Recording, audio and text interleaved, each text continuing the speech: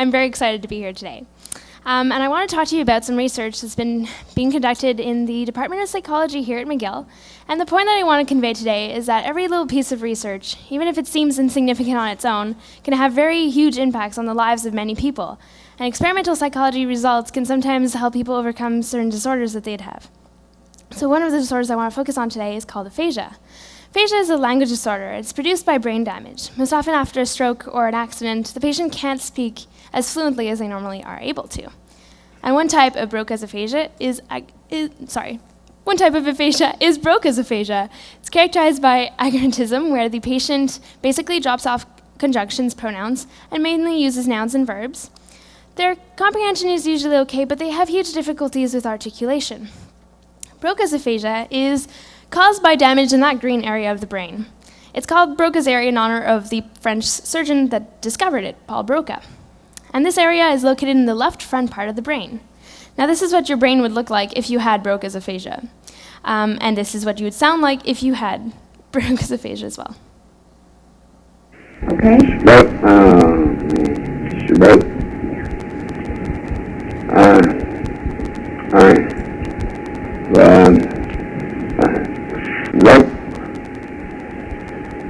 5 years. Yeah. As you can see, this is a very debilitating disorder to have. It's really hard to have conversations with your loved ones and family, and the patient is usually very acutely aware of their disorder as well. So what do we do about it? One of the speech rehabilitation therapies I want to focus on today is called Melodic Intonation Therapy, or MIT. And MIT is the embedding of short phrases and sentences into melodies. So you're making sentences that patients would use in their everyday lives into a song. So for instance, if you're teaching a patient to say the sentence, "I love you," you'd instead say, "I love you," and ask them to repeat that to you. That intonation is one of the important elements, but as well, another important element is left hand tapping. So the patient is supposed to tap with their left hand on a flat surface every time they make a syllable or a word. And this is thought to engage the mechanisms of MIT. And although it's kind of unclear how this actually works, it's thought that MIT tasks engage the right hemisphere of the brain, the one that's not damaged by the accident. Now, the right hemisphere can have some language functions, especially if the left hemisphere is impaired, and it's also implicated in music-related functions. Now, the problem with this is that this sounds all great, but there's a huge problem with MIT, and that problem is that it's not as effective with francophone patients as it is with anglophone patients. Now, the reason behind that is kind of a mystery, but it is an important question. Just in Montreal, 66.5% of people list French as their native language. And in Canada, over 120,000 people have aphasia. So if you think about it, MIT doesn't respond to the needs of a huge subset of that population. And this is where the research I was telling you about comes in. We wanted to look at these questions in terms of comparing French and English and seeing how they differed, and what was going on in this therapy, and why wasn't this working as well with everyone. Now, we know that if you're speaking French to someone or you're speaking English, the experience of it is a completely different thing. We wanted to move beyond that intuition and go into data. So historically, languages have been classified into two groups, or more in some cases. English and French are part of different categories, as you can see on the graph. You can distinguish them in terms of, the number of vowels. For example, French has a greater proportion of vowels than English, vowel length, things like that. And we wanted to see if these variables were responsible for this differential perception of English and French. Now, to do that, we have to figure out a way to, how do we assess perception? One of the ways we can do this is using something called sensory motor synchronization, which is a bit of a mouthful, so I'll refer to it as SMI. SMI is the ability to synchronize your own movements with whatever's happening in your environment. So you do this when you're talking to someone in conversation, you synchronize with your partner, and you do the same thing when you're dancing. So this is a very commonly used human ability, and we're going to focus in on that.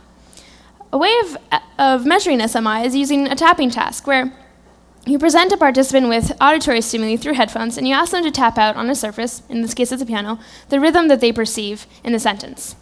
Now, this is a perfect way to assess perception of English and French, and that's what we decided to use in an experiment. So we asked monolingual anglophones and francophones to come into the lab and do this task, where they heard sentences in English and French, and we asked them to tap according to the rhythm that they perceived in the sentence. We watched our sentences on various dimensions, but one of these is the SWS rhythm, which is strong, weak, strong pattern that we often see in English. And you see this in poetry, iambic pentameter, trochaic verse, if you think back to your English courses. But we matched them on this rhythm as well. Although this happens more naturally in English, we had our French sentences constructed so that this would match and there would be no bias. For example, one of our sentences is, turn your head to look at me and tell me how you feel. In French, it's tourne les yeux pour voir ma peine et sens comme je suis triste. So I'm exaggerating the rhythm, but you can see what I mean.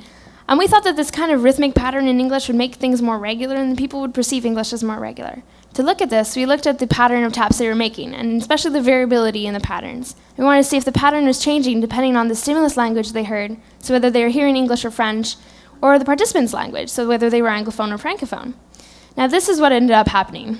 On the vertical axis, this is a measure of variability, and so a lower score indicates that someone is tapping more regularly. What ended up happening was that the Anglophone participants, as a group, tended to tap more regularly on the left than the French on the right. As well, participants as a whole, regardless of their linguistic background, tended to tap more regularly in English in the gray bars than on French and on the blue bars. So there was something about English that seemed to be regular beyond what we constructed, so we were like, oh, okay, I guess English is more regular, is it? No, it's not. English is actually more variable than French. If you look on the y-axis again, it's a measure of variability in vowel length, and you can see that English is much more variable than French. Now, our first reaction to this was, I'm sorry, how does something that's very variable elicit such a regular response in people? Now, we think that the explanation lies in instead a local pattern of rhythm. So instead of looking at general variables like vowels as a whole, we looked at one vowel to the next, one syllable to the next, and we wanted to see between neighboring segments if they were similar or dissimilar. Now, our English sentences fit the top pattern, where, as opposed to the bottom pattern, there's a huge contrast between following segments. And what's being represented here is basically the strong, weak, strong pattern. And we think that this type of beat increases predictability, maybe, and that's what people were tapping more regularly to. They knew what was coming up. So this is all very great, and you can tell me, okay, well, so what? And what do we do with this, and where do we go from here? Now, what we're hoping to do is that take this piece of information and apply it to melodic intonation therapy, the one I was telling you about earlier. And we hope that if we think about it, if English is more regular and it's working better with English patients, then we should probably try to increase regularity in French. And one of the ways we're trying to do this is by getting the French speakers to come in and speak the sentences that we already used on top of a metronome. So it sounds something like this. Tourne les yeux pour voir ma peine et sens comme je suis triste. So that's not quite natural. It's quite regular, actually, and we're hoping that by adding these kind of regular accents to French sentences, when we get aphasic patients to come into the lab and try to repeat them to us, that this type of regularity will help them increase the number of correctly produced words. And so by manipulating this regularity in MIT, we hope that we can, if we change a little bit the procedure, we'll be able to increase the efficiency with French patients as well. So this is the example of how this tiny little piece of research that looks like it doesn't really mean anything could actually help MIT help benefit more patients. And so, thank you for your time.